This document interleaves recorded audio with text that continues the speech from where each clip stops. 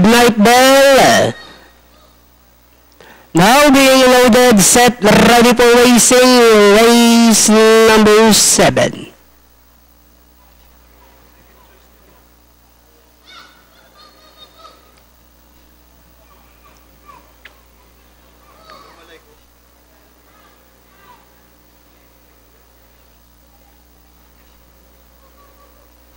Racing gas is started. Will happen in break quick. Let us start. Australian Lady Midnight Bell is on the outside. Good copy. Jacqueline's Diamond, Oyster Perpetual, Babes Magic racing second last. Wild Best Guys is the only trainer by about 12 lengths of the leader. Racing down the backstretch, we have Good Copy. Says while we follow deep, we can take the leader in the early part of the race. Enjoying a length leader. Jacqueline's Diamond is down on the inside. The next online is Australian Lady, Oyster Perpetual. Moving up now is Apple Midnight Bell also rushing up.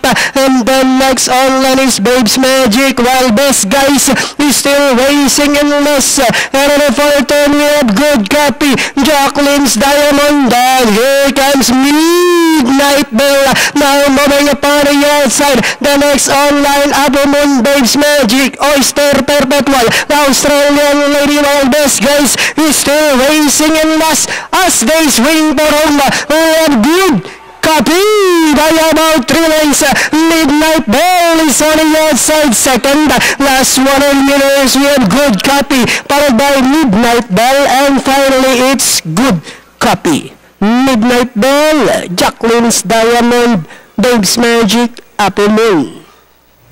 Numero 3, Good Copy. Banderan tapos for race number 7, written by ABL Cassie Jr.